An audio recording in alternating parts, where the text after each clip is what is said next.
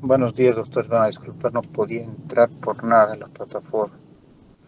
Bueno, comenzaremos con la clase de hoy día. El día vamos a ver lo que es insuficiencia respiratoria, que es un tema muy importante y que desde ahora se van a dar cuenta que es un diagnóstico que siempre lo van a tener que poner en todo paciente crítico. ¿Ya? ¿Me confirman, por favor, cuando ya se vea pantalla?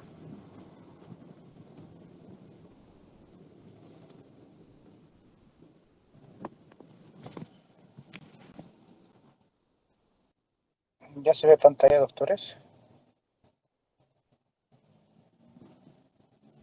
Sí, doctor. Sí, doctor. Bueno, les decía antes de entrar a lo que es insuficiencia respiratoria, entonces quiero que se les quede una idea bien grabada. Todo paciente crítico que les llegue a la guardia siempre ya tiene un diagnóstico de insuficiencia respiratoria. ¿Ya? Me refiero a crítico, pero según la clasificación de Berlín, que es la más antigua que tenemos, que ahorita lo vamos a ver, pero para que se les quede claro, se decía que se clasificaba en tres, década del 90 sale, y dice obviamente lo lógico, ¿no? Hay insuficiencia respiratoria por disminución de oxígeno, o sea, hipoxémica, por aumento de CO2, o sea, hipercápnica, y por lógica hay una mixta. Entonces, siempre que estamos ante un crítico, estamos ante el tipo mixto, ¿ya? Entonces eso hay que tomarlo muy en cuenta. Ahora vamos a continuar. Entonces vamos a comenzar con una breve introducción. ¿Qué será insuficiencia? Y por lógica, ¿qué será suficiencia? Bajo este tenor, entonces vamos a decir que suficiencia será la capacidad de realizar adecuadamente una función, e insuficiencia será justamente todo lo contrario, será una incapacidad que puede ser tanto parcial como total de realizar esa función. En este caso, hablando de insuficiencia respiratoria, ojo que estaríamos hablando tanto de la ventilación, movimiento de gases, como de la oxigenación, o sea, el manejo del FiO2 que tenemos. De igual manera, hay que tomar en cuenta que la insuficiencia respiratoria se presenta cuando el sistema pulmonar no es capaz de realizar un intercambio gaseoso, les decía movimiento de gases, obviamente tomando en cuenta también la parte del FiO2, ya que se supone que tendría que estar eliminando una adecuada cantidad de CO2 y obviamente consumiendo una adecuada oxigenación, que sabemos que llega a ser en pacientes sanos ese 5 a 6% del 21 que estamos inhalando. Les decía que era una de las principales causas también de ingreso tanto a la emergencia como a terapia intensiva. Siendo así que obviamente es como decía, un diagnóstico que lo van a tener que pensar siempre, ya que en todas las patologías vamos a ir viendo grados diferentes de insuficiencia. Obviamente, cuando no estás crítico, comenzarás como una insuficiencia respiratoria por hipoxemia, o sea, por bajo oxígeno, o una hipercápnica por un CO2 muy elevado. Entonces, eso sí, digamos, son detalles que hay que tomarlos muy en cuenta. Hablando de esto del intercambio gaseoso, hay que ser bien puntuales en el tenor de decir justamente qué es lo que va a causar, por ejemplo, un daño directo a los neumocitos tipo 1, un daño directo a los neumocitos tipo 2 y por lógica también un daño directo a los macrófagos, que son los tres componentes que tenemos en el lado alveolar, y también de igual manera que causará un daño directo al endotelio, que sería la célula única que tiene en la pared lo que son los vasos sanguíneos. Entonces, dentro de ese marco, el daño más puntual o que verdaderamente va a repercutir de manera muy rápida y abrupta siempre va a ser el daño de los neumocitos tipo 1. Y justamente quien te da ese daño directo, si se acuerdan, es el famoso TRALI, la injuria pulmonar post-transfusión, ¿no? Cuando le transfundes en demasía plasma, mayor a 5 bolsas o paquetes de plasma fresco congelado, ¿no? Entonces, tomando en cuenta esos grandes detalles, hay patologías como esta que hacen eso, puesto que sé que muchas veces han hablado y en otros cursos o posgrados que han realizado ustedes al respecto de lo que es los neumocitos tipo 2, digamos, es lo que más más hablamos en todos lados, los autores, los libros siempre mencionan al respecto, ¿no? El famoso surfactante y demás. Pero tienen que tomar en cuenta que un daño al neumocito tipo 2 ya tiene surfactante. Se daña y por lógica no es que ese rato va el alveolo a colapsarse, no. Vas a tener chance todavía, se dice de horas, de 6, 12, inclusive hay libros que te dicen hasta 24 horas después de dañado el neumocito tipo 2, recién va a sufrir alteraciones en su forma básica el alveolo y recién repercutirá en el hecho mismo de que ya no va a entrar la misma cantidad de oxígeno o de CO2. Entonces hay que tomar muy en cuenta ese dato, ¿no? Que el daño puntual del neumocito tipo 1 es el que más daño generará dentro del intercambio gaseoso mismo, o sea, dentro del marco de generar insuficiencia respiratoria. Ahora, la insuficiencia respiratoria, quiero que les quede claro, miren cómo le ponen ahí en esa definición. No es una definición clínica, salvo que el paciente esté con apnea. Por eso les decía, cuando el paciente está crítico, ¿no? Y decimos, este paciente está boqueando, ¿no? ¿Se acuerdan? Cuando respira, apnea, bota, luego apnea, luego otra vez. Entonces, es por lógica que ese paciente cuando llega a tener grados distintos de apnea,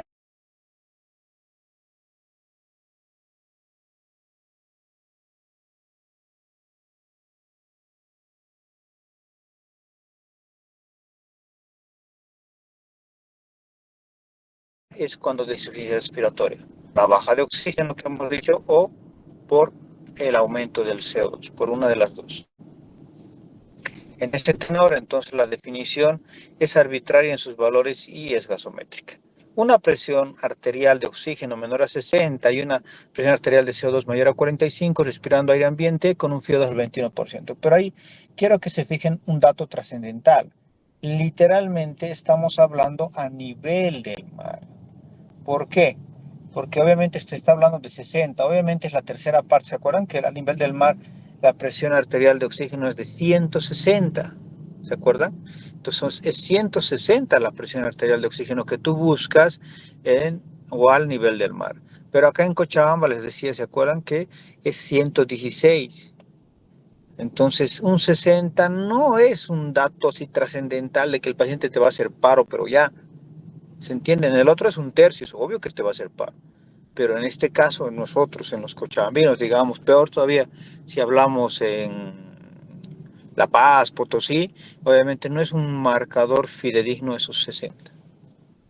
Ahora, si bien el diagnóstico de la insuficiencia respiratoria es gasométrico, la presión arterial de oxígeno se debe relacionar con la FIO2, altura desde el nivel del mar y la edad del paciente. Tanto así que ahí empezamos a hablar de la famosa PAFI y de la SAFI, y algunas veces decimos, ¿no? ¿Cuál será más importante, la PAFI o la SAFI? ¿La presión arterial de oxígeno o la saturación? Y uno dice verdaderamente cuál repercute. Y las dos son medidas literalmente que nos ayudan, pero quiero que se den cuenta algo que habíamos hablado.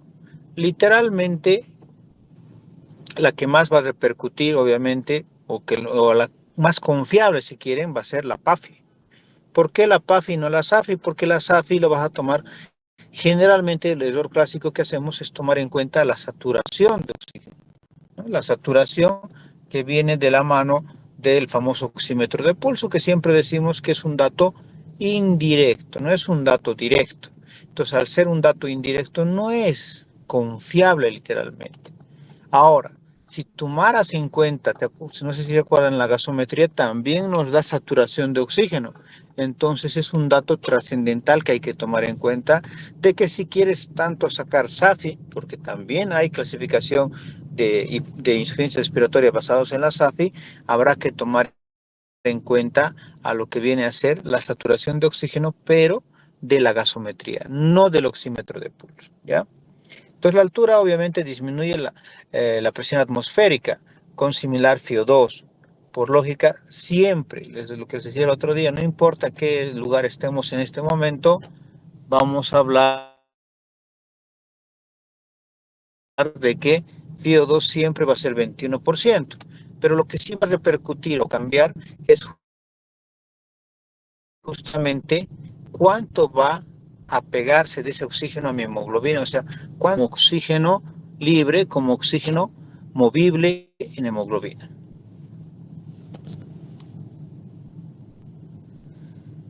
No hay insuficiencia respiratoria si no hay hipoxemia. Eso es un dato bien importante que quiero que se entienda, ¿ya? No hay insuficiencia respiratoria si no hay hipoxemia. Pero existe hipoxemia sin insuficiencia respiratoria, basados en ese tenor que hace rato estábamos hablando, pues, de que va a haber grados de hipoxemia, pero además hay que tomar en cuenta un hecho trascendental, que si bien es un dato gasométrico la hipoxemia, hay que tomar en cuenta también la presión atmosférica, o sea, el nivel del mar, y también la edad.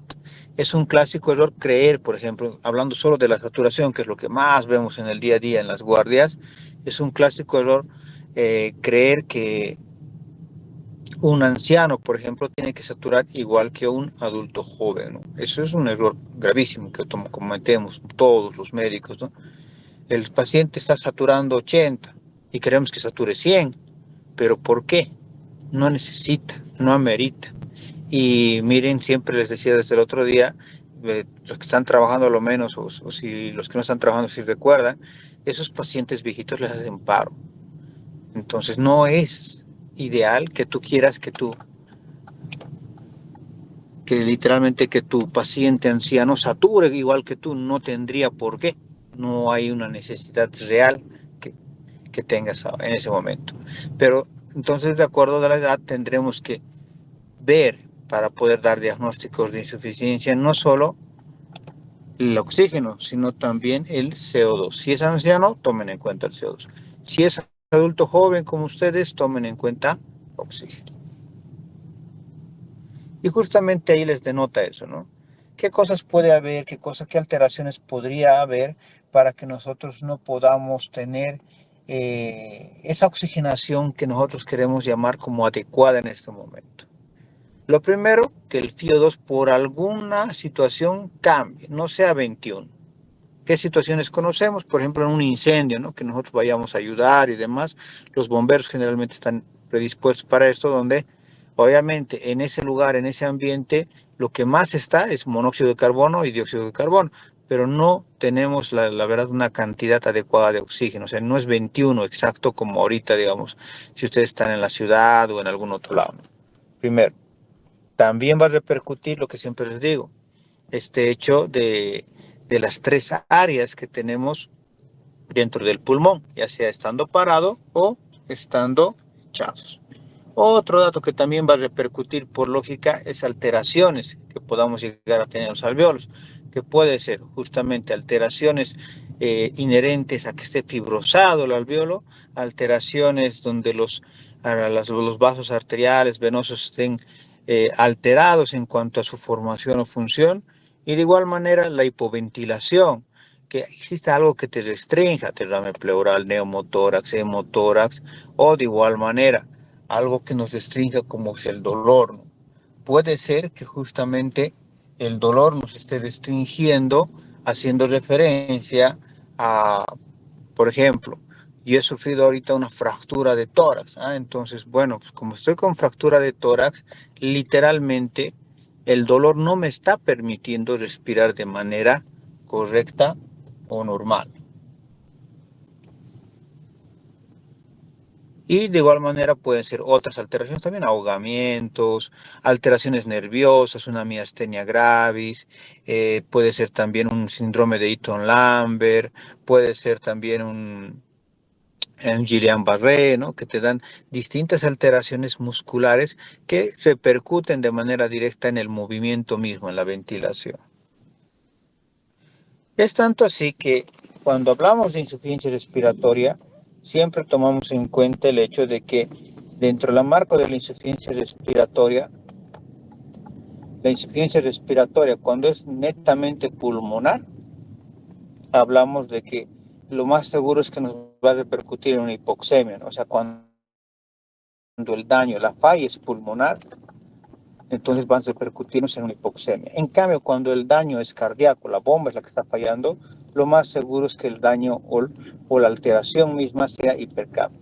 Por eso les decía que en un crítico al fallar las dos cosas, tanto la parte ventilatoria, tanto la parte pulmonar, en la recuperación misma de gases, más el daño cardíaco, porque te va a hacer un paro cardiorrespiratorio, por lógica estaríamos hablando de un paciente con ambas cosas, ¿no? Una insuficiencia hipoxémica y una insuficiencia hipercápnica, ¿no? Entonces, siempre tomen ese gran detalle. Falla de bomba, falla del corazón, generalmente nos va a dar hipercapnia o insuficiencia respiratoria hipercápnica. Falla de los pulmones nos va a dar justamente una falla en el intercambio de manera directa, por lo cual será una insuficiencia respiratoria hipoxémica. Ahora, la hipoxemia como tal, entonces tenemos que tomar en cuenta de hablar, por ejemplo, de la disminución de la presión arterial de oxígeno en los valores normales. Ahora, desde aquí hay que tomar en cuenta valores nuestros. Si les acabo de recordar de que aquí en Cochabamba, justamente 116, justo clavados, son 116 de presión arterial de oxígeno.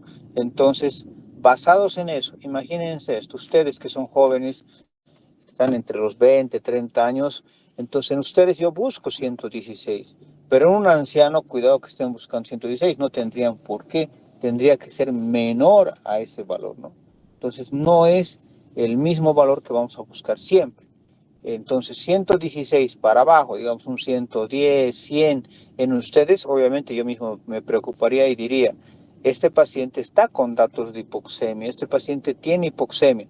Ahora hay que categorizarlo, titularlo, ¿no? Y para eso también usaré, vean por qué es importante el FIO2 también. O sea, usaré el datos como una PAF, una SAF y demás. Entonces eso va a repercutir bastante.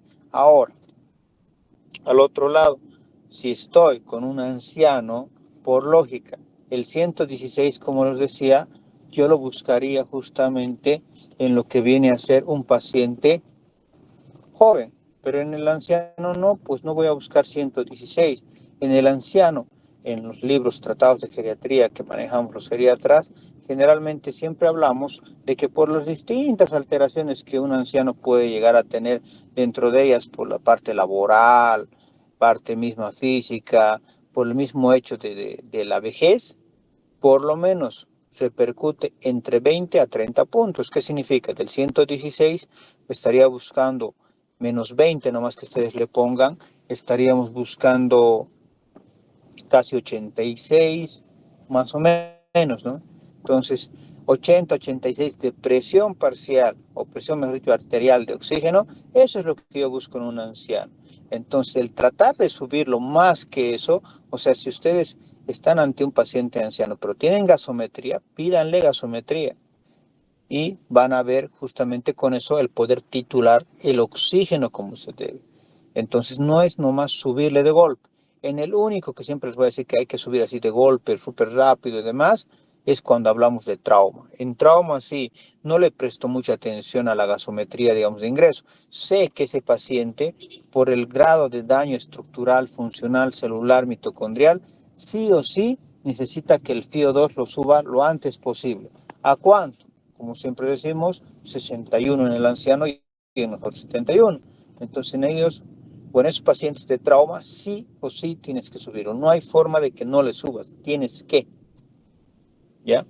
Ahora, los efectos de la hipoxemia aguda a nivel pulmonar, ¿qué es lo que va a causar? Incremento de la ventilación, vasoconstricción pulmonar e hipertensión pulmonar.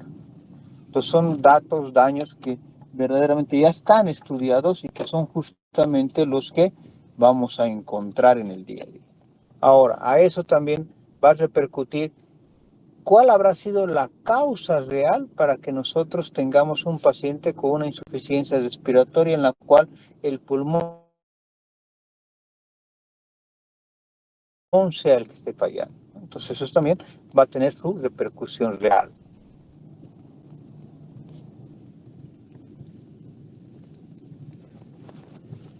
Dentro del marco de la parte cardiovascular, los efectos de esa hipoxemia aguda que tenemos por esa insuficiencia respiratoria hipoxémica generarán taquicardia, aumento del volumen minuto, disminución transitoria de la resistencia periférica, una isquemia inclusive, hasta un infarto agudo de miocardio, una hipotensión e inclusive algún tipo de arritmias en ese paciente. Estos son datos que ustedes tienen que tomar en cuenta porque llegado el momento van a tener que esperar estas alteraciones y estar listos y preparados para que no, digamos, para que no estés desatento a ello y que te pase y no le has sacado ni un electrocardiograma y demás, no le has pedido ni siquiera troponinas, no le has pedido algún marcador biológico y lo que te ha pasado es que, bueno, el paciente ha fallecido, no debería de, pero ha fallecido en ese momento.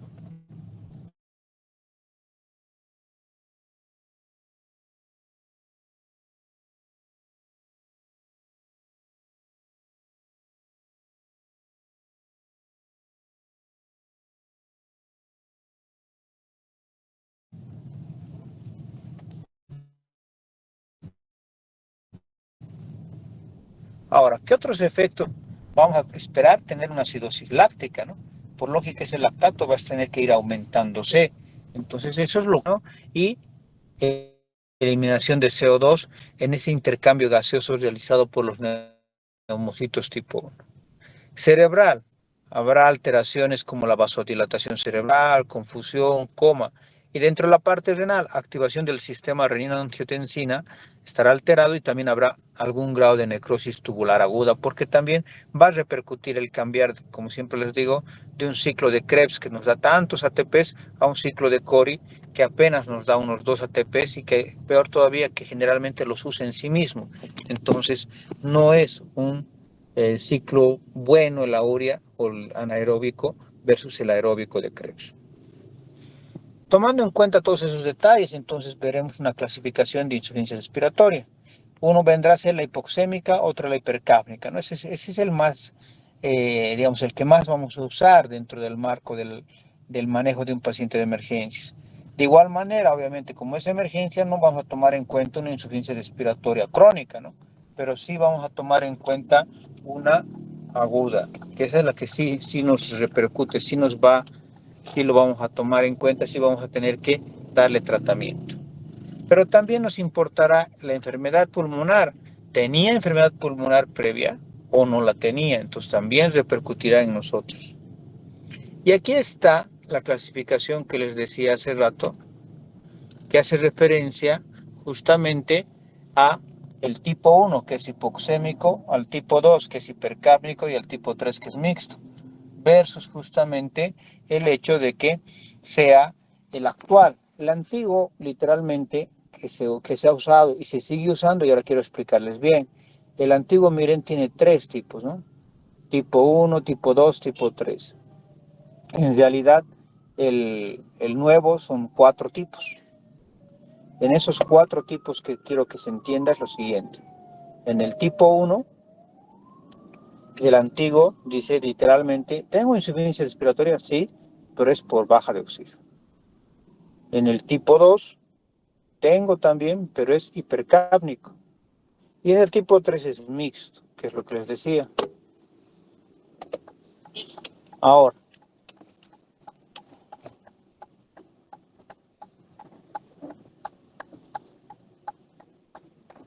un segundo.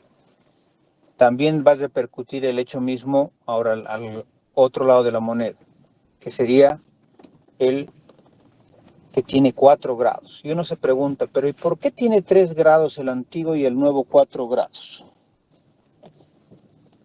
Y hay que entenderlo muy bien. ¿Por qué? Porque el grado literalmente cuarto, o sea, el que tiene 4 grados, el actual, digámoslo así, es muy ambiguo, no lo estamos usando, ¿ya? Sé que cualquiera diría, miren, para que se entienda, esta clasificación de Berlín, para que vean de qué año data. El primero, el de 3 grados, data de finales de los 90, ¿ya? Perfecto, hasta ahí estamos muy bien.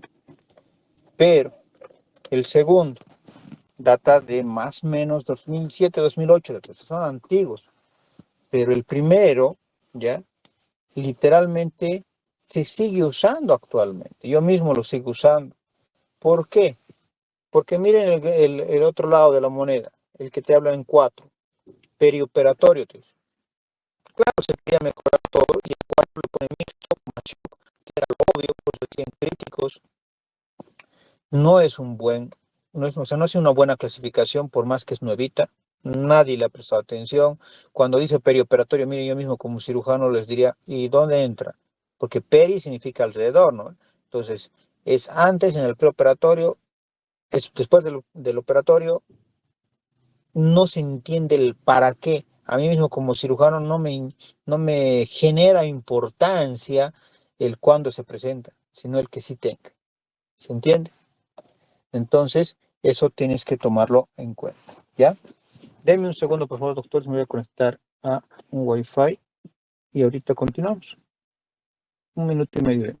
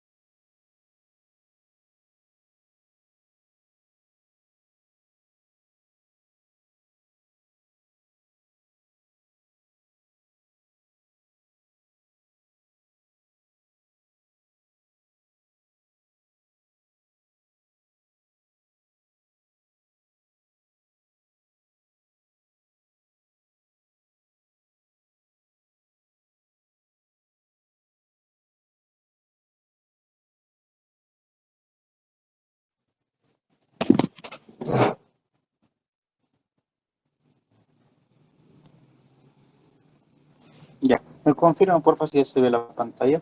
Ahora sí estamos conectados a Wi-Fi. ¿Se ve, doctores? Sí, doc. Gracias, doctor. Bueno, entonces les decía, dentro de las causas justamente que vamos a ver, ahora, bueno, saltamos, aquí estamos, aquí. Entonces les decía, lo primero que tienen que entender ustedes, ¿por qué no usamos la nueva clasificación? ¿Ya? No se usa, literalmente a cualquier país del mundo que ustedes se vayan, tantos congresos que he ido últimamente, no usa nadie. Tú le dices, ¿qué clasificación está usando? La Berlina antigua.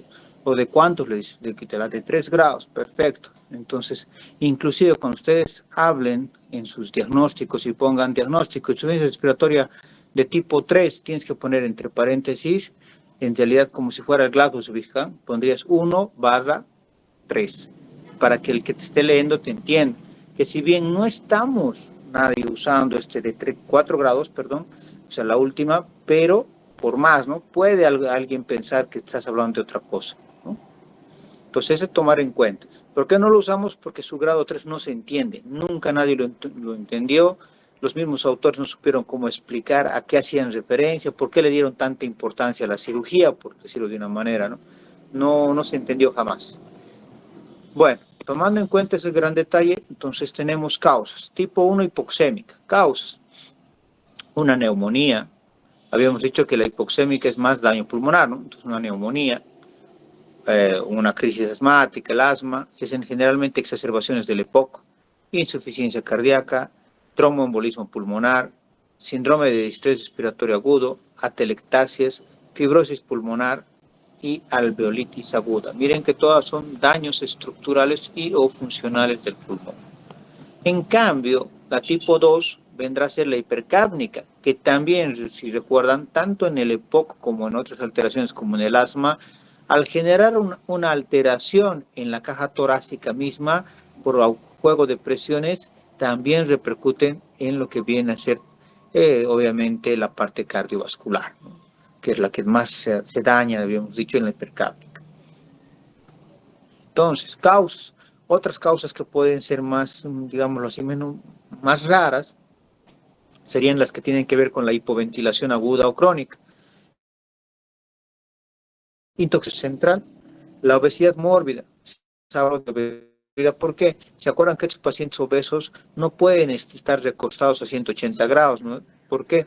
Porque les da la restricción cardiopulmonar, que su nombre correcto es el famoso síndrome de Piwik. El síndrome de Piwik hace referencia a eso, de que el abdomen está generando tanta presión hacia arriba, de que hay una restricción de tu diafragma y obviamente una restricción cardiopulmonar, ¿no? No se pueden expandir al grado que deberían. De igual manera, enfermedades neuromusculares, habíamos dicho hace rato el síndrome de Guillain-Barré. Dentro de los neuromusculares entraría justamente un Eaton-Lambert. Si recuerdan, el síndrome de Eaton-Lambert, que se da cuando tenemos una alteración en las bombas, que hace referencia a lo que viene a ser el calcio y el sodio en la parte presináptica, ¿ya? Y generalmente está dado por el famoso tumor de Pancoast. ¿Se acuerdan del tumor de Pancoast? Que es un tumor que lo tenemos en el ápice pulmonar, ¿no? Generando alteración de la parte simpática. Ese es justamente el síndrome de Eaton-Lambert, que da más a ancianos. Y a la otra contraparte, en los jóvenes tenemos los distintos síndromes miasténicos.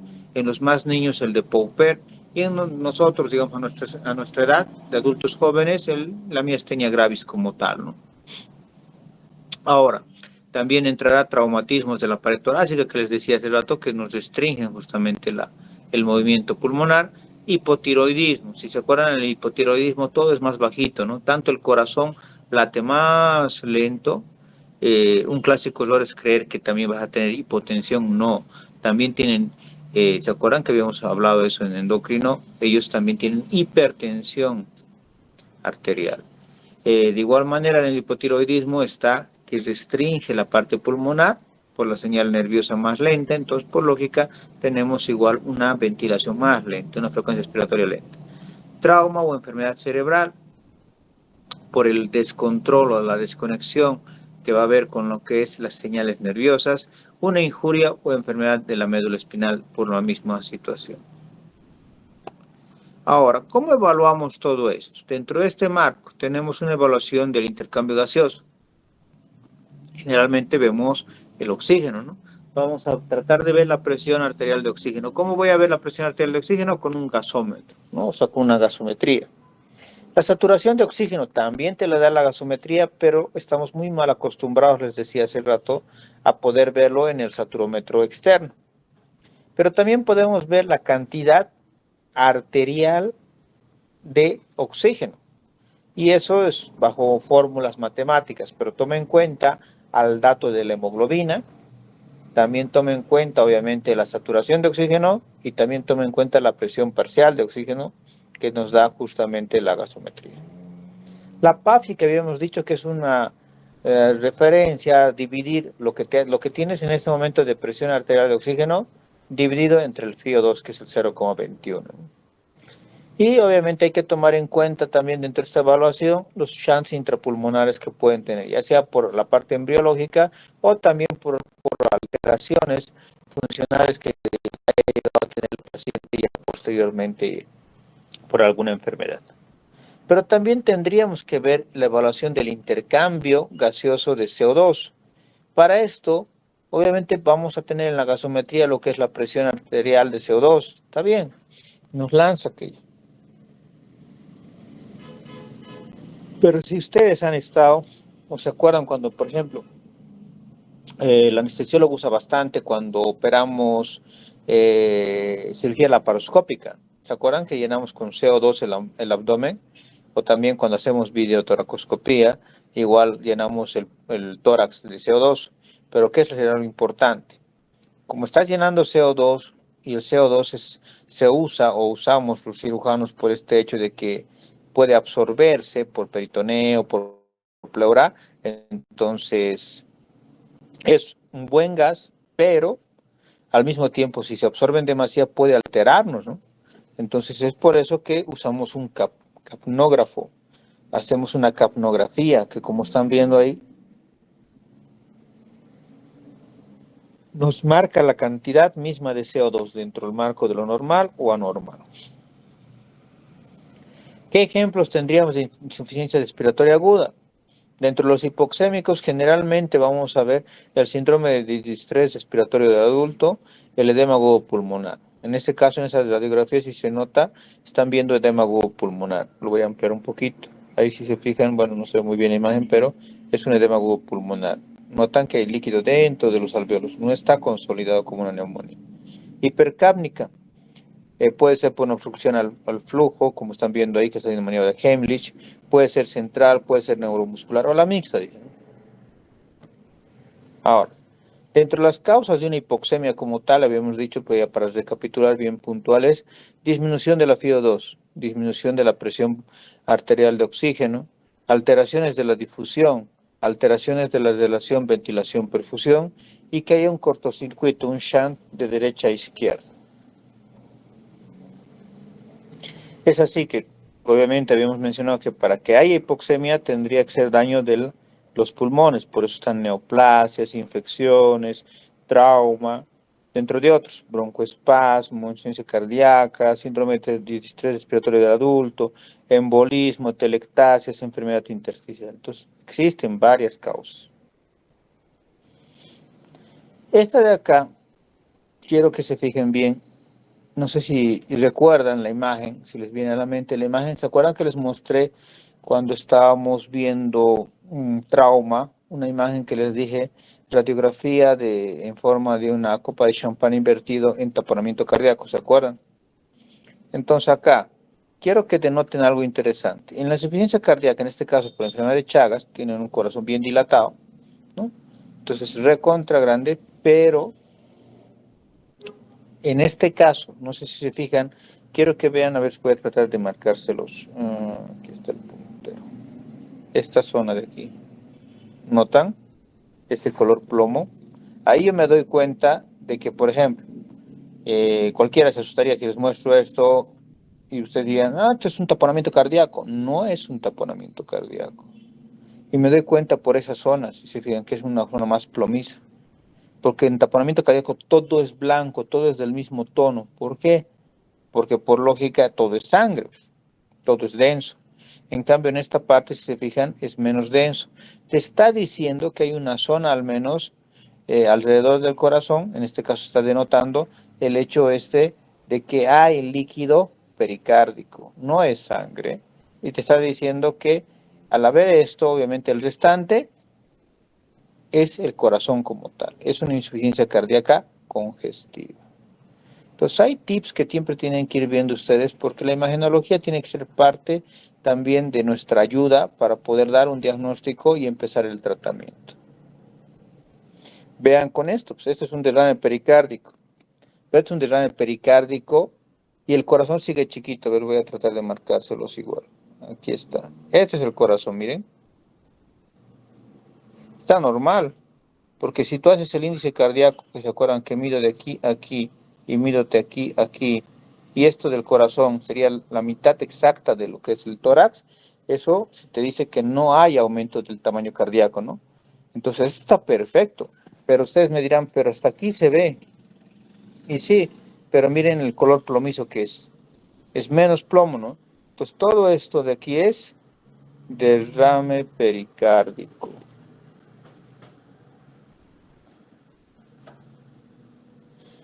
Neumonía, ahí se ve la consolidación, ¿no?, de todo el lóbulo inferior del lado derecho. Está todo consolidado. Y además vean que tiene derrame pleural, por eso tiene una curvatura de domoción. Si se fijan, a ver si los voy a dibujar. Aquí está la curvatura de domoción. Ahora, ¿habrá causas tanto hipoxémicas e hipercápnicas al mismo tiempo? Sí, dentro de ellas está la hipoventilación alveolar, el aumento de la producción de CO2, y dentro de estas primeras hablaremos de una disminución del impulso ventilatorio central, trastorno neuromuscular, alteración muscular y de pared torácica, alteración de las vías aéreas.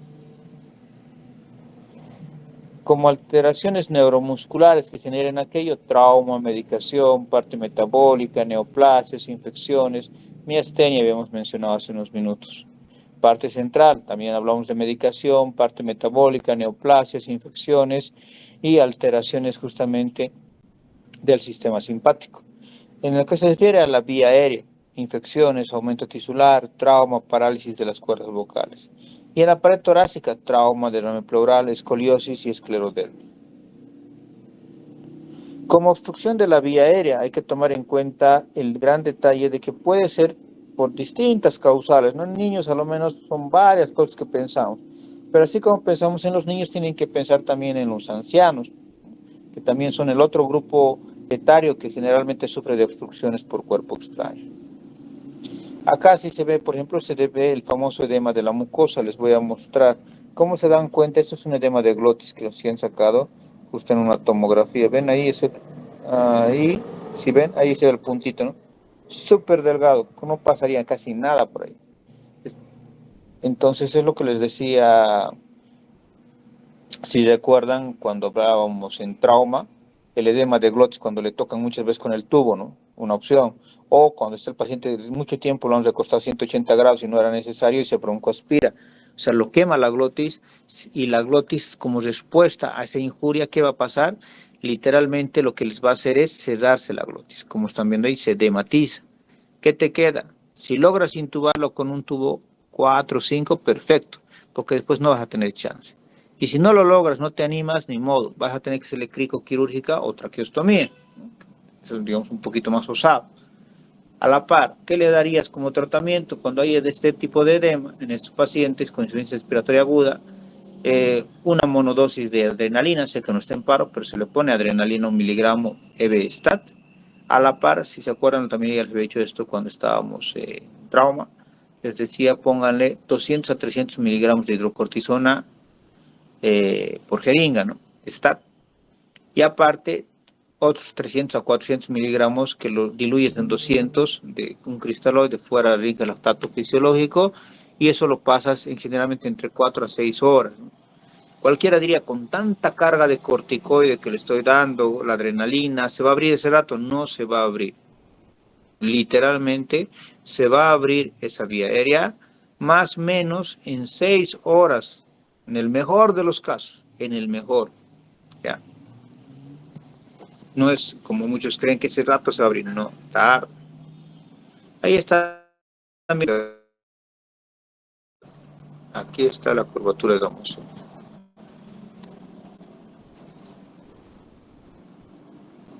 Acá están viendo atelectasiado todito el pulmón del lado derecho, en este caso. Que esa atelectasia, ¿se acuerdan? Que aparentemente cualquiera diría que es lo mejor. ¿Por qué? Porque el alveolo aumenta en su tamaño. Sí, aumenta, pero por el daño estructural funcional también es más propenso a llenarse de líquido. Entonces, dentro del marco de la fisiopatología de una insuficiencia respiratoria, tenemos que tomar en cuenta, obviamente, la hipoventilación, el desequilibrio ventilación-perfusión, los shunts o cortocircuitos, alteración de la difusión, la caída de la presión inspiratoria de oxígeno. Y aquí te lo resume bien bonito la fisiopatología. Te dice lesión de la membrana alveolo-capilar, que genera a su vez aumento de la permeabilidad del endotelio y epitelio, que te genera a su vez lesiones del neumocito tipo 2, sobrehidratación, disminución del surfactante, FiO2 elevada, edema intersticial alveolar, sobredistensión de los alveolos, llenado de alveolos y vías aéreas respiratorias, aumento de cortocircuitos, disminución de la distensibilidad. ¿Qué manifestaciones estamos esperando encontrar en sus pacientes? Dentro de las no específicas, disnea, todo paciente va a tener disnea, ¿no? Con insuficiencia respiratoria, taquipnea, taquicardia e hipertensión arterial, uso de los músculos accesorios, ¿no? Como ven en el dibujito, está usando bastante su esternocleidomastoideo, pues está marcadísimo. El famoso aleteo nasal, ¿no? Que están viendo que cada vez que inspira o expira, como le está costando, hasta literalmente está moviendo las alas de la nariz. Los famosos tirajes y cornajes y la respiración paradojal, ¿no? Depresión inspiratoria de la prueba. Entonces eso es dentro de lo que yo espero encontrar, pero quiero que se den cuenta, no es específico, no es patognomónico. Haciendo así que las manifestaciones clínicas de hipercapnia, aumento de la presión arterial del CO2 no específicas y dependen de la velocidad de instalación dentro de ellos. Como te está aumentando el CO2, si recuerdan, obviamente vas a tener confusión mental, a lo menos nosotros los jóvenes, ¿no? Agitación psicomotora, vas a tener el famoso flapping, ¿se acuerdan? Que nos hacían hacer el flapping para pacientes con insuficiencia hepática, donde la mano lo hiperflexionas hacia dorsal y después esperas que en mi caso ahorita que me estoy haciendo, entonces normalmente va a caer, pero en los que sí tienen flapping es que va a ir como si estuviera teniendo múltiples contracciones, ¿no? Poquito a poquito va a ir cayendo. Somnolencia, obnubilación, ¿cómo? Entonces, ¿nos sirve el pH arterial para estos pacientes? Sí, pero hay que saber entender muy bien. Como pueden ver ahí, en un EPOC descompensado, un pH menor a 7.2 indica que hay que ponerle ventilación mecánica. Ahora, eso es un dato que quiero que nunca se olviden. Hemos hablado bastante de EPOC, ¿se acuerdan? Hasta ahorita hemos hablado de que, por ejemplo, su primera causal de una exacerbación de EPOC, que había sido infección. ¿Por qué? Por Haemophilus influenzae. Pero hay que tomar en cuenta, si el anciano como tal, yo espero que ahorita venga un viejito de 90 años y que sature 70, 75 en el mejor de los casos, ¿no? Eso es lo que yo espero. Pero, si además me dices tú que tiene poco, por lógica yo espero que ese viejito sature 50. Y eso estaría bien y normal. Y estoy esperando, miren, el hecho de que no voy a tener, no quisiera intubarlo por este hecho que siempre les digo de que si lo intubas, perdón, que si lo intubas justamente vas a tener un paciente que le vas a limpiar su CO2 y ya no va a querer respirar. Pero hay criterios y uno de ellos es la gasometría. Si tú tienes un EPOC con un pH menor a 7.2, más que seguro que te va a hacer paro, así que tienes que intubar. Y en una insuficiencia respiratoria con un pH de menor a 7.2, es lo que siempre les digo, precede a la parada cardíaca. Pero en nosotros que no tenemos nada crónico, nosotros jóvenes, es 7.25. Con 7.25 es más que seguro que vas a hacer paro. Pero si tienes EPOC, le das un poquito más de chance, 7.2. Dentro de la terapéutica, ante una insuficiencia respiratoria, que no sabemos todavía la causa, pero sabemos que es una insuficiencia respiratoria, la reconocemos por lógica, hidratación. Pero hay que tomar en claro esto que siempre les digo. La hidratación ante un paciente crítico, si recuerdan, hace referencia a darle o dotarle menor cantidad de líquido, 10 a 15 ml kilogramo peso. Que controlemos la hipertermia, que controlemos los depresores del sistema nervioso central, específicas, oxigenoterapia. Asimismo, poder usar, obviamente, antes que intubarlo, todo aquello que no sea intubación. Dentro de las etiológicas, drenaje pleural, broncodilatadores, antibióticos, diuréticos, sinotrópicos, anticoagulantes. Entonces, se los he hecho igual que el anterior tema, igual pasos. Siempre el primer paso va a ser sospecha, ¿no? O sea, empezamos a estabilizar, eso quiero que les quede claro. Pero tenemos ya la sospecha de que más o menos es lo que tenemos enfrente, ¿no? Dentro de los 3 diagnósticos, ¿se acuerdan? Ahora, entonces ya sabemos lo estamos estabilizando y denotamos qué tipo de insuficiencia tendrá este paciente. Y dentro de las clasificaciones, lo que más me va a interesar obviamente es si es aguda o crónica.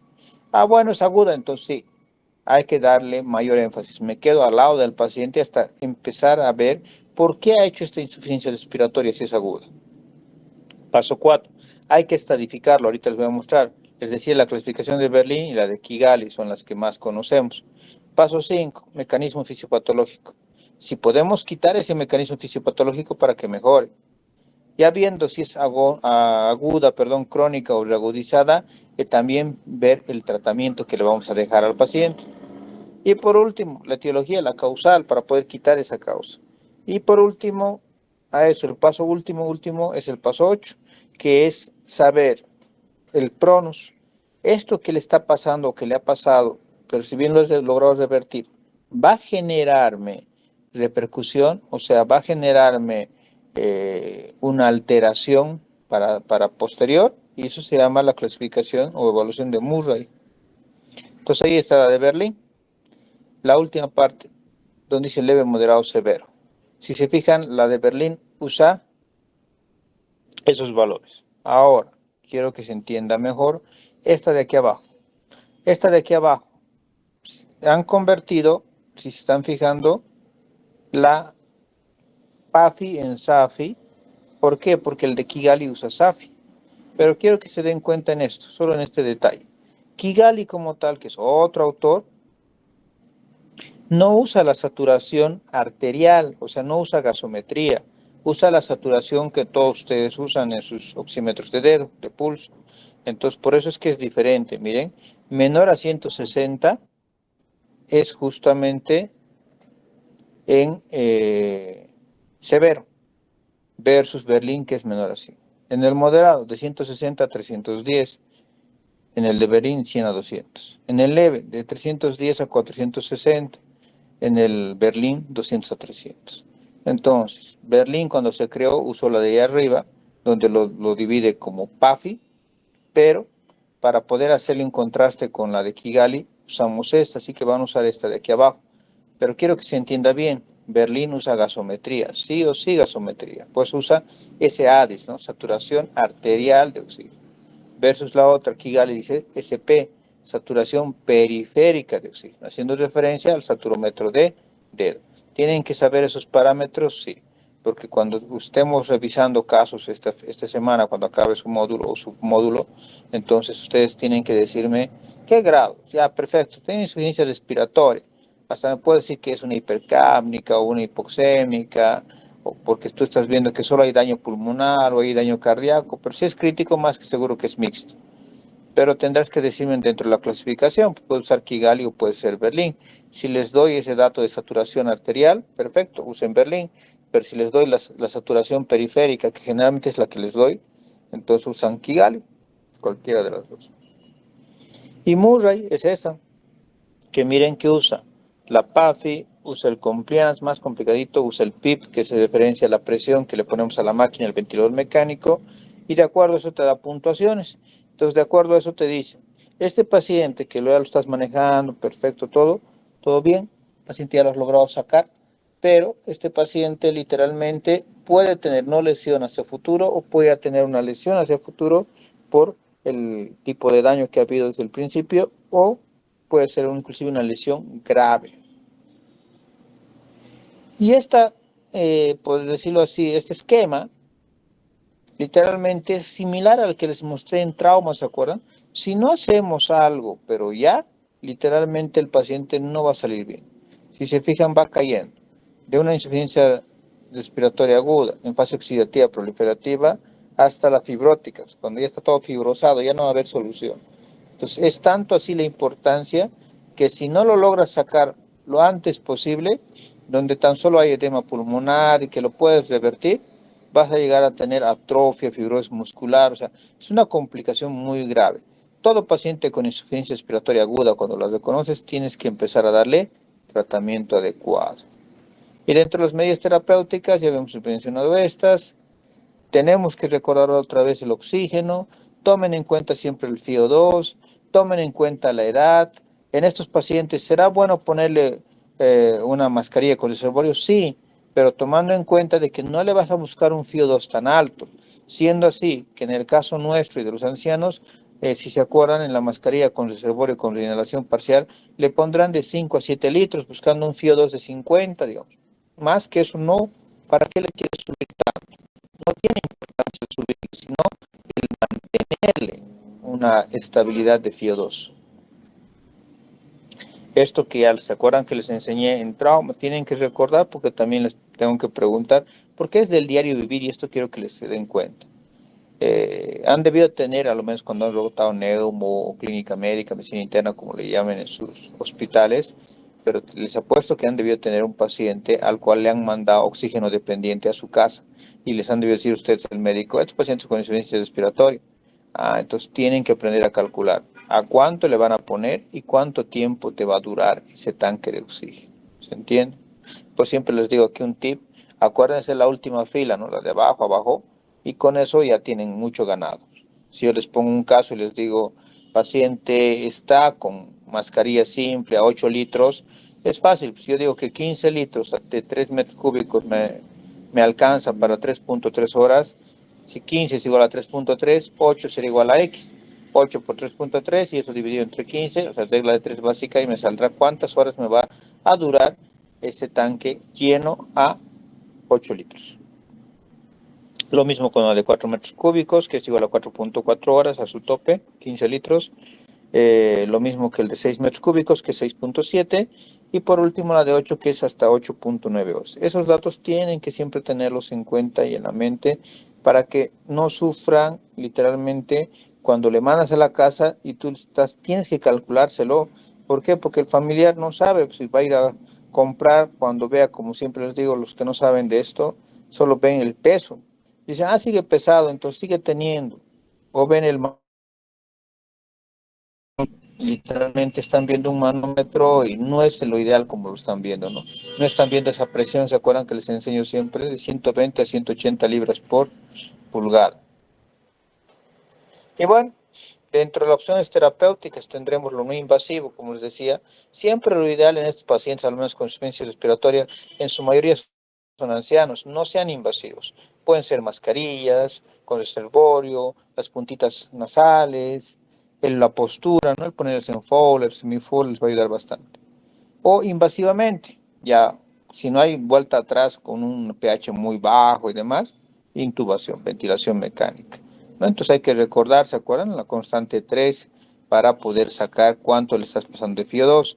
En estos casos de insuficiencia respiratoria, cuando es muy crónico, cuando es muy abuelito, entonces generalmente llegas hasta 5 litros, o sea, no vas a llegar a más, pero también hay que tomar en cuenta lo que decía también en las diapositivas, ¿no? Y si tu paciente tiene alteración muscular, tiene alteración metabólica, o sea, tiene otras alteraciones por las cuales no estás respirando por nariz, estás respirando por boca, sería hasta absurdo que ustedes me lo den a ese abuelito por puntas nasales, no le sirve. Tienes que darle por mascarilla. Entonces habría que titularle bien por mascarilla simple primero y ver si la mascarilla simple le está ayudando. ¿A cuántos litros le voy a dar? Aquí nos iríamos bien bajitos, 5 o 6 litros, no tendríamos por qué subirle más, porque más que eso va a ser demasiado, ya también vas a limpiarte el CO2, te va a dar paro respiratorio. Y si quieres usar la mascarilla con reservorio, la que te va a ayudar o te va a poder generar un bienestar es esta, que sería la que tiene huequitos, ¿no? La que tiene reinhalación parcial, pero ya no vamos a usar de 8 a 10 litros como en trauma, vamos a usar de 6 a 7 litros buscando un FIO2 del 50%, ya no estoy buscando un FIO2 alto. Y si se fijan acá, ponerle esta que tiene tapitas y todo aquello, ¿nos servirá? No, porque es mucho, es muy exagerado. El Venturi aquí tendrá mayor propensión, mayor importancia el Venturi para que lo repasen. Acá, por ejemplo, en EPOC, a lo menos con insuficiencia respiratoria, yo máximo pongo hasta el blanco, o sea, el celeste o el blanco, no pongo más que eso. Y está con su mascarilla, que es algo bueno porque está respirando por boca. Entonces, por la mascarilla y todo aquello, le estoy pasando a 4 litros por minuto y está dando FIO2 28%. Lo del CPAP, el CPAP como tal, que es una presión positiva continua, lo han debido usar varios de ustedes. En la pandemia se puso de moda y demás. Para que me entiendan, a los que no han usado, es esto el CPAP. Está entrando oxígeno a presión continua, como si estuviera intubado, pero por mascarilla. Si se fijan, yendo de izquierda para derecha, el que está en izquierda solo es para la nariz, el que está en el medio igual solo es para nariz, el que está más grande obviamente es para boca y nariz, más o menos ahí está un dibujito, ¿ven? Va directo a la nariz en la mayoría de los casos. Pero aquí quiero que les quede claro. ¿Podemos usar CPAP? Sí, yo también uso en bastantes abuelitos CPAP, a un bajito porcentaje de presión, pero aquí lo importante del CPAP. Solo se usa CPAP de manera momentánea. Yo veo que está con una crisis, con una reagudización y le puedo dejar CPAP, pero el CPAP solo funciona si tu paciente te hace caso. ¿Qué significa? Que si tu paciente está despierto. En el momento que tu paciente no esté despierto, literalmente no te está haciendo caso y demás, literal, no va bien. A la inversa, si el paciente se está ya durmiendo, está somnoliento, tú también estás cansado, no va a ir bien. Para el CPAP, tú y el paciente deben estar despiertos, porque la respuesta real se da entre las 12 a 24 horas. ¿Se imaginan? Tengo que estar sentado a su lado 12 a 24 horas. Puede ser yo o, bueno, alguien del equipo, ¿no? Que esté ahí constantemente viéndolo. No puedes descuidar a un CPAP. Y el CPAP se puede dar en la emergencia, en salas de internación, terapia intermedia, terapia intensiva, ¿entienden? En todo lado, en todo el hospital le puede dar CPAP. En la casa, pero siempre tiene que estar un médico. Porque en el momento que yo me dé cuenta de que no está funcionando porque se está durmiendo, se está sacando, o sea, no es un paciente obediente, ni modo. Tú le dices, tengo que intubar. ¿Por qué? Porque con el CPAP no funciona. Tú no eres bueno para un CPAP. Entonces, ahí será la indicación ventilación mecánica, ¿no? Intubar. ¿Cuáles serían sus indicaciones puntuales? Apnea, hipoxemia grave, hipercapnia, fatiga muscular, deterioro del nivel de conciencia. Entonces, ¿cuándo intubar un paciente de este tipo de insuficiencia respiratoria? Cuando la permeabilidad de la vía aérea está alterada, cuando no podemos proteger muy bien la vía aérea, cuando tenemos que ventilar y nuestra ventilación es inefectiva, cuando la oxigenación es insuficiente o cuando hay un potencial deterioro clínico del paciente. Tanto así que miren, la vía aérea está permeable y protegida. Si la respuesta es no, intubas. Si está así, bueno, hay fallo ventilatorio y o en la oxigenación. Si la respuesta es no, hay potencial de deterioro. Si la respuesta es sí, lo intubas. No, observo. Ahora, si hay fallo ventilatorio y o en la oxigenación, es un candidato a una ventilación no invasiva, o sea, un CPAP. Y si le pongo el CPAP y no funciona, como les he explicado, que no es un paciente obediente, intubo. Si me está ayudando, el paciente está despierto, yo también tengo tiempo, estoy a su lado y todo aquello, sí, perfecto, es satisfactorio, observo, 12, 24 horas va a revertir todo y ya estamos tranquilos. Pero si no es satisfactorio porque no está yendo bien y demás, intubo. Y para la intubación, tienen que saber estos detalles porque también va a entrar en su examen. ¿Por qué? Porque estamos hablando de respiratorio. ¿Se acuerdan? La intubación, la famosa intubación hoy en día llamada asistida por fármacos. Usamos tres drogas. Uno que es la analgesia anestesia, ¿se acuerdan? Primera droga, que es la benzocaína que ponemos en la punta. Segunda droga, puede ser una de estas, que hace referencia a sedación amnesia, ¿no? Fentamida, etomidato, lidocaína, ketamina, propofol. Les voy a preguntar con la dosificación que tienen ahí, porque tienen que saber kilogramo peso, cuánto se da. Por lógica también lo que siempre les he preguntado en trauma, ¿no? Y qué efectos adversos tendrá. Tienen que saber. En su mayoría yo sé que son respiratorios, pero también hay algunos como el propofol, por ejemplo, que te genera hipotensión, o la ketamina, que justamente te aumenta la PIC, ¿no? ¿Se entiende? Entonces todos tenemos que saber. ¿Por qué? Porque lo podemos agravar al paciente. Y como tercero, obviamente tenemos los relajantes musculares, dentro de los cuales siempre les digo, el succinicolina es el que más se usa, pero te genera hipercalemia, te genera aumento de la PIC, te genera convulsiones, pues te da emesis. Pero el menos lesivo es el cisatrocurio, pero es el que menos hay en Bolivia. Y se acuerdan que también esto ya les había mostrado, un trauma, para poder hacer esta famosa intubación asistida por fármacos. Entonces, aquí se los puse cómo se calcula, ¿no? Pentamida, etomidato, diazepam, que son las drogas que más usamos justamente para intubación asistida por fármacos, ¿no? Que tienen que igual ir sabiendo. Y dentro de la tercera droga, pues, hidrocuronio y becuronio, que también tienen que saber. Entonces, drogas a lo menos vayan practicando, intubación asistida por fármacos. Es más que seguro que en este paciente sí lo vamos a tener que usar. No es trauma. ¿Se acuerdan que en trauma, yo siempre les digo, en trauma no lo usamos? ¿Por qué? Porque en trauma es diferente. Pues, trauma, el paciente está su pierna amputada, está sangrando, está con T grave, ya tenemos que subirlo a quirófano, está vomitando, está sangrando, todo su cara está desfigurada, o sea, mil cosas. Que no es lo mismo que un paciente que solo tiene su patología respiratoria. Y obviamente les decía, intubación de secuencia rápida, antes se llamaba, hoy en día es intubación asistida por fármacos. Aquí les pongo algunas drogas que vamos a usar en algún momento, ¿no? Por ejemplo, epinefrina, hipratropio, el bromuro de hipratropio, terbutalina. Son de algunas de las drogas que vamos a usar. IDM significa inhalador de dosis medida, ¿ya?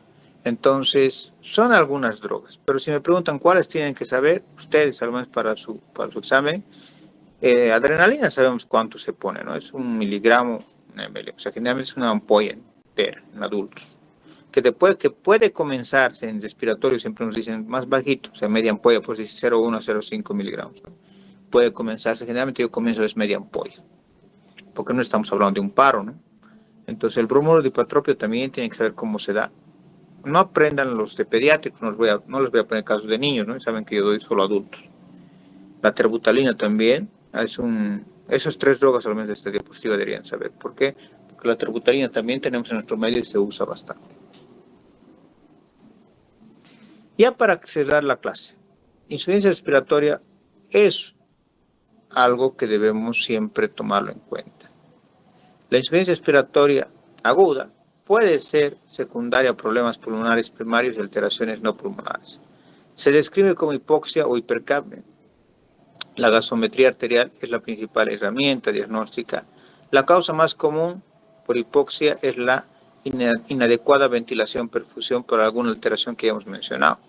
La etiología de la hipercapnia, en cambio, y por si acaso, muchos libros lo llaman hipercapnia, muchos otros hipercarbia, significa lo mismo. Se relaciona con los tres determinantes de la ventilación, que hace referencia a los volúmenes, ¿no?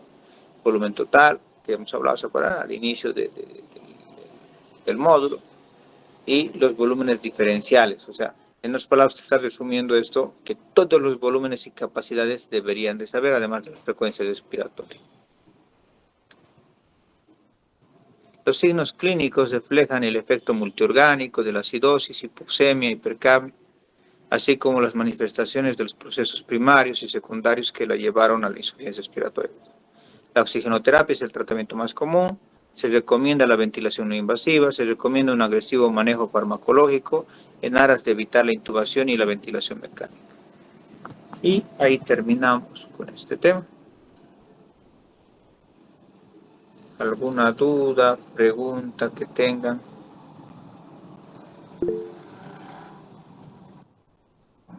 Un segundito, estoy cambiando de pantalla para poder ver los que preguntan. Ya. Antes de ceder la palabra, si siguen viendo pantalla, ¿no? Se sigue viendo la pantalla, por favor sáquenle un screenshot. Este es el caso que van a realizar.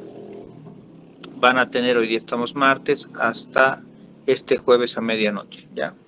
Sería el caso de esta semana que les voy a dar. Hemos hecho con ustedes 2 casos la anterior semana, este sería el caso 3, ¿ya? Y ahí están ya las preguntas, ¿no? ¿Qué exámenes más emplearía para ver la gravedad? ¿Qué dispositivos emplearía para el oxígeno? Interpreten la gasometría y tratamiento farmacológico emplear. ¿Ya? ¿Lo tienen para que cambie de pantalla? Sáquenle un screenshot. Ese es su caso número 3. Ahora sí me salgo de esta pantalla para poder verlos. Ahora sí. Entonces, levantó su mano primero la doctora Carla. Con gusto. Doctor, buenos días. ¿Me Dale. escucha? Sí. Ya. Doctor, una pregunta. Usted dijo que podemos utilizar en EPOC broncodilatadores. ¿Qué broncodilatador está recomendado? ¿Cuál más se usa, no? Y también si esto se usa en neumonías, o sea, un broncodilatador para neumonías. Ya. Lo primero, tomen en cuenta que yo no les voy a dar literalmente un manejo para EPOC. Eso quiero que les quede claro por si acaso. ¿Ya? ¿Por qué? Porque realmente EPOC no manejaríamos ni ustedes ni yo. Lo manejaría un neumólogo, ¿no? Lo que sí vamos a manejar ustedes y yo, en la emergencia me refiero, exacerbaciones del EPOC, ¿ya? Un EPOC exacerbado hace referencia, doctores, a un agudo o reagudizado, como quieran llamarlo. Entonces, eso es lo que sí vamos a manejar, ¿ya?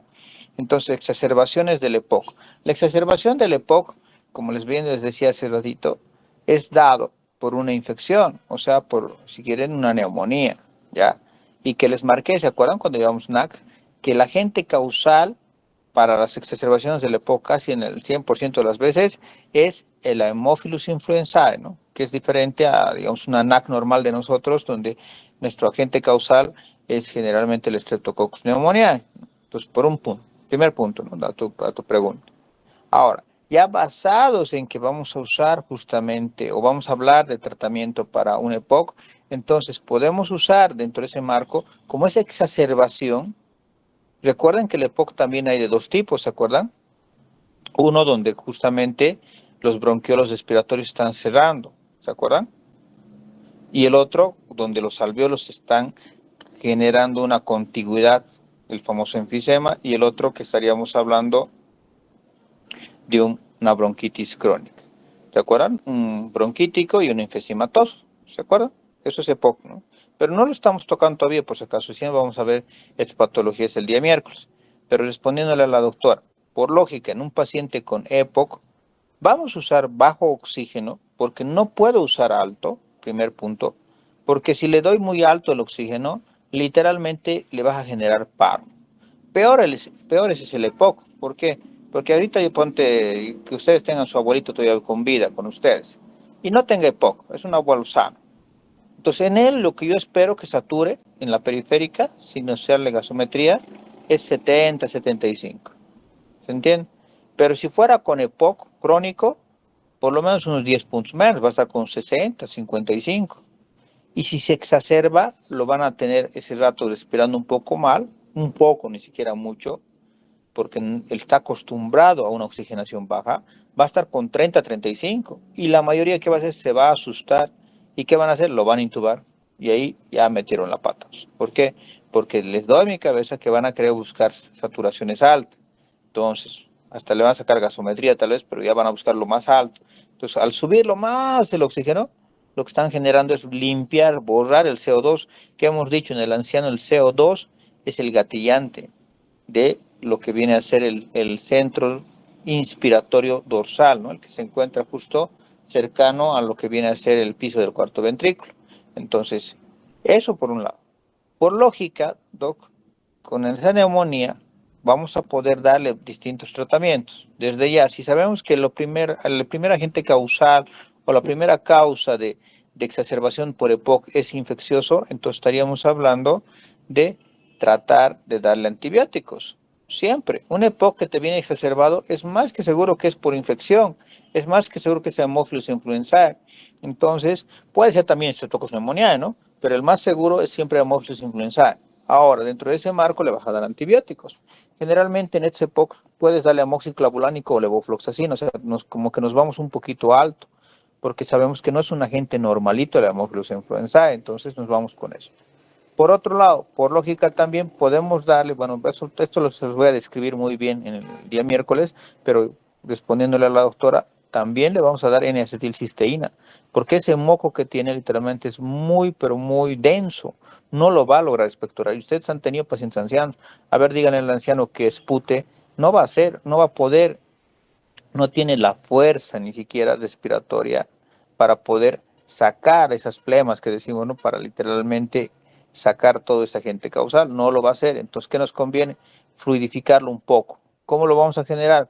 Obviamente, la N-acetilcisteína nos va a ayudar un poquito a volverlo más líquido, tomando en cuenta también lo que les decía, el antibiótico, y de igual manera le vamos a dar, obviamente, broncodilatadores.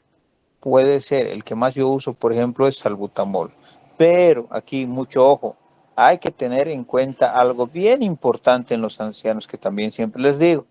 Primero sáquenle electrolitos. En él tomen en cuenta grandes detalles que no son igual a nosotros, ¿no ve? ¿Por qué? Porque puede no estar comiendo bien y eso es lo que pasa con los viejitos. No comen bien, peor todavía que no absorben como nosotros. Entonces, por lógica, yo estaría esperando, ¿no? En ustedes, si tuvieran una patología respiratoria, una neumonía, estoy esperando una hipercalemia, ¿no? Un aumento de potasio por destrucción celular, pero en el viejito que no está comiendo, más bien esa hipercalemia que le estaría dando por destrucción celular va a ir a mejorar el potasio que tiene. ¿Se entiende? Entonces, todos esos detalles véanlo. ¿Por qué? Imagínate que el viejito te ha venido con el límite, ¿no? 3.3, 3.5 de potasio y tú le das salbutamol. Vas a esconder potasio, ¿no? ¿Se acuerdan? Por lógica, como vas a esconder potasio, ¿qué le va a pasar al pobre viejito? Le va a dar paro cardíaco. ¿Por qué? Porque le estás generando hipocalemia de a gratis. Muy diferente a nosotros, que digamos algunos de ustedes por alguna causal, que si bien son jóvenes puedan llegar a tener EPOC, de alguna de los dos tipos, entonces en ustedes sería diferente. Pues sí voy a usar salbutamol y me conviene. ¿Por qué? Porque ustedes sí son jóvenes, están comiendo, se alimentan bien, su grado de absorción intestinal es alto, por lógica su potasio va a estar normal o alto, sí o sí. Entonces me conviene el salbutamol, pues cuando te dé inclusive 2, 3 puffs, entonces me va a ayudar a dilatar, perdón, para que yo pueda generar la salida de todo ese líquido, ese moco con bacterias que tiene el paciente con su Haemophilus, me va a ayudar, pero a la par me va a bajar el potasio, que también me va a ayudar, porque más bien mi potasio está elevando, ¿se entiende? Por eso les digo, es diferente, pero eso lo vamos a aprender para no confundir cosas muy bien este día miércoles cuando llevemos exacerbaciones por EPOC, donde les voy a dar todo el tratamiento pormenorizado. Pero la mayoría del tratamiento se basa en dotar bajo oxígeno y antibiótico terapia de entrada y de amplio espectro. Karen. Karen. Buenos días, Doc. Tenía una duda. Bueno, no me quedó claro. Ya que, como mencionó usted, en el adulto joven, en nuestro gatillante es la hipoxia y en el adulto mayor es la hipercapnia. Pero también nos menciona que puede haber este trastorno mixto, hipoxia junto con hipercapnia. ¿Cuándo me doy cuenta que es mixto en el adulto joven y en el adulto mayor? Eso es lo que no me quedó claro.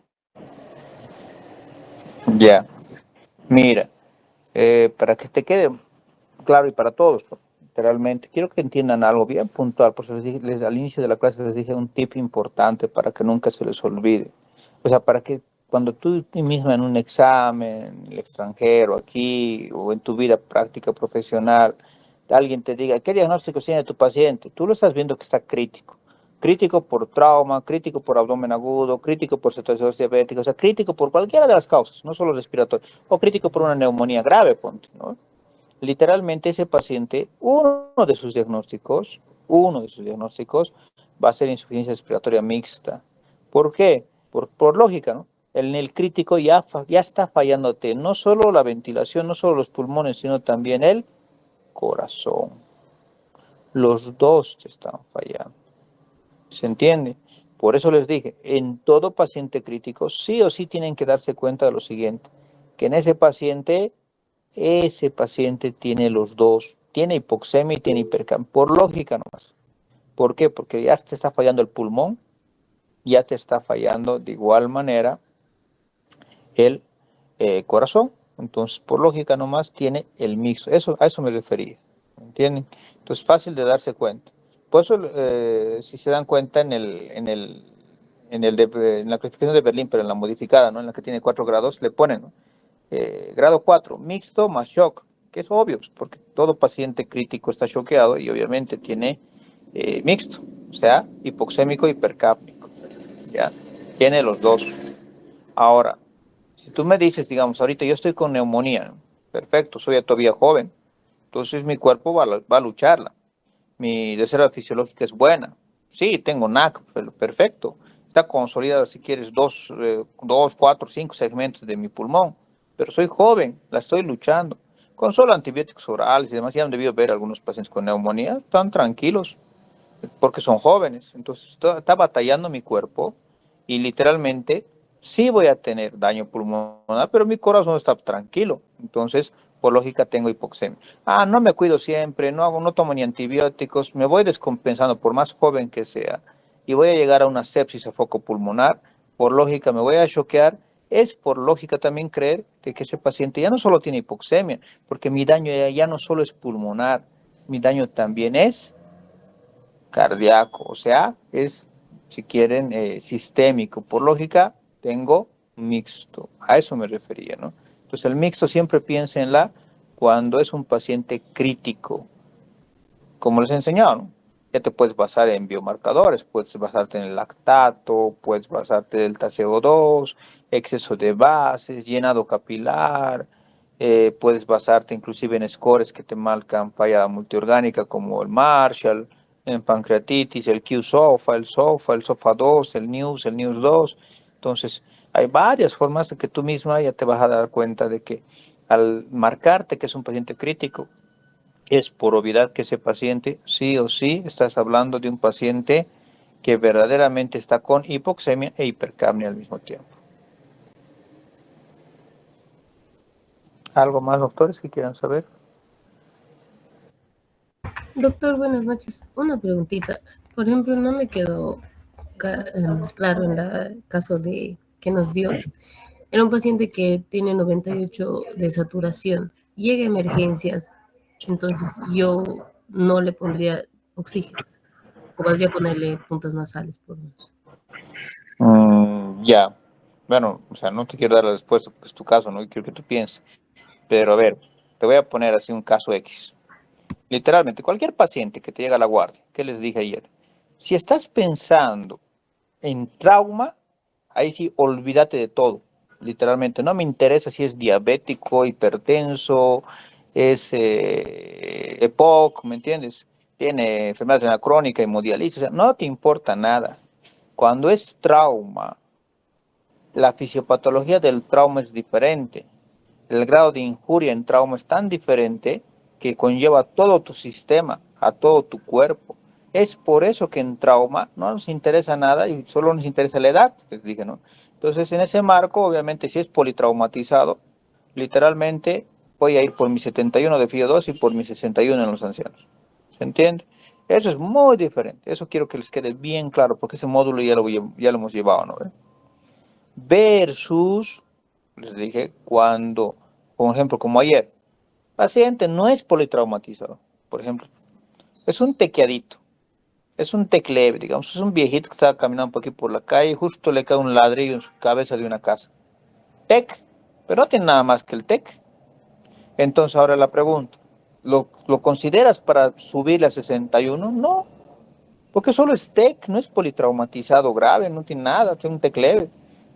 Ya, pero entonces a ese paciente sí, también le voy a poder poner oxígeno, porque por el edema cerebral, ¿no? Pero no le voy a dar 61 de FIO2, ¿no? ¿Se acuerdan? Les decía, inclusive en esas épocas, cuando llevamos trauma, le subirás a un litrito, a 0,5 litros. ¿Para qué? Solo para que vaya respondiendo a el edema cerebral y que vaya disminuyendo el edema, ¿no? Es un mundo aparte el trauma. Ahora, yéndonos a lo que estamos viendo ahora, que es respiratorio como tal, ¿no? Que son patologías respiratorias. En patología respiratoria, por eso te daba el ejemplo hace rato de una neumonía, de un EPOC, eso también es importante, porque ahorita estamos hablando solo de eso. El paciente ha venido y solo tiene esto.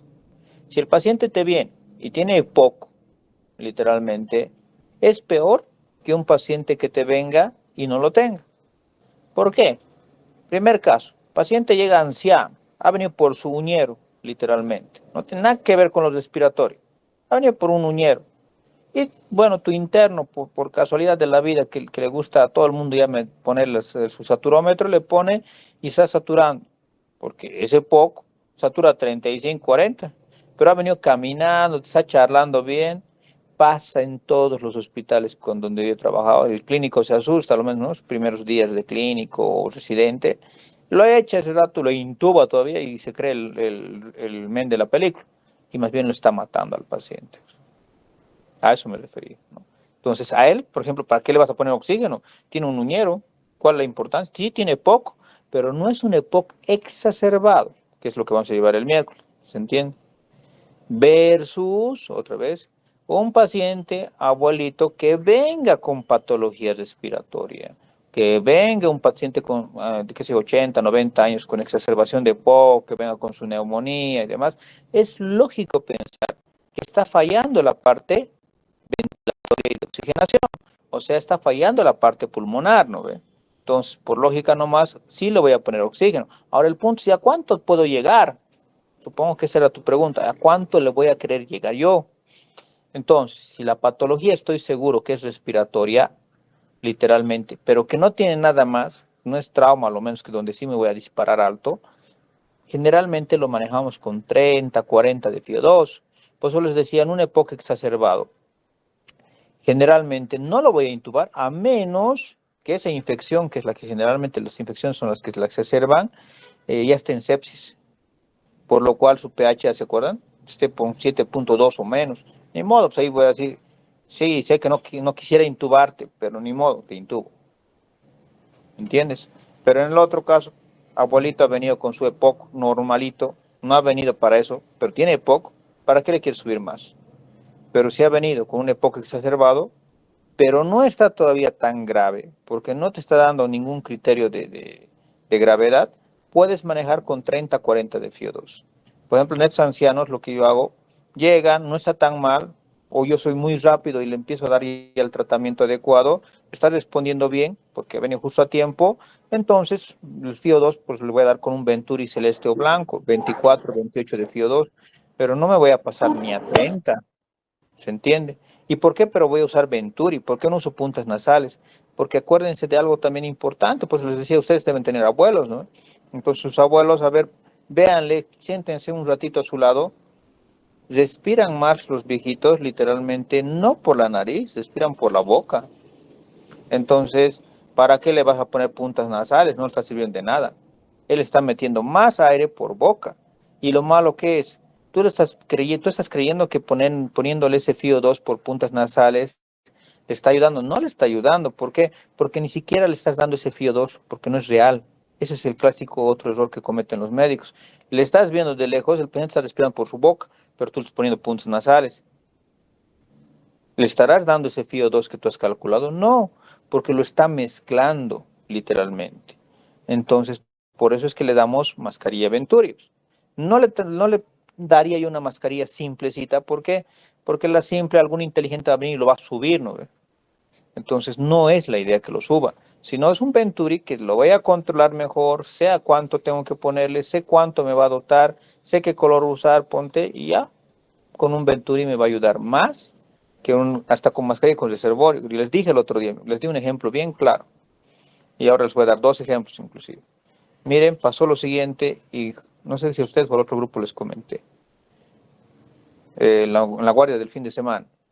Llegó un viejito, les dije, y estaba justamente, para mí, bronconeumonía versus TB miliar. Pero por lo viejito que era, porque estaba con sarcopenia y todo, y venía del Abra.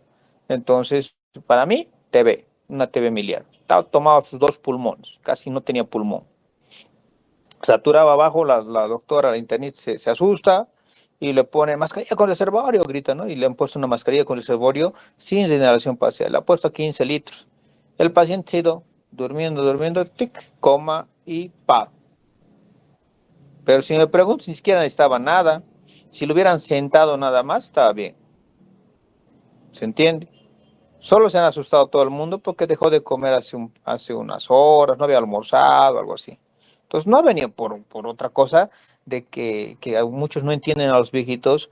El viejito no absorbe. Si leen geriatría, si les gusta, digamos, manejar esta área, el viejito a partir de los 90 años no absorbe casi nada de lo que come. Para en vano le están dando a ustedes comida y lo obligan, ¿no? Al pobre viejito que coma 10 veces al día.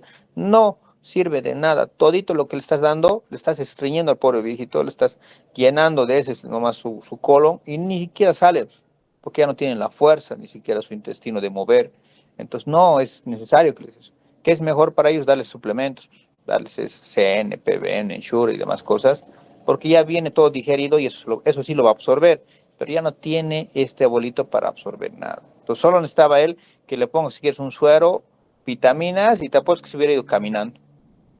Otro paciente, para que vean errores que se cometen en el respiratorio. Justo les comenté, creo ustedes igual, de una colega que ha hecho justo el diplomado, igual que ustedes, allá, bueno, debe ser la sexta, séptima versión, y está ahorita de residente cirugía. En el Valle Bajo me comenta ella de que la especialista, ¿no?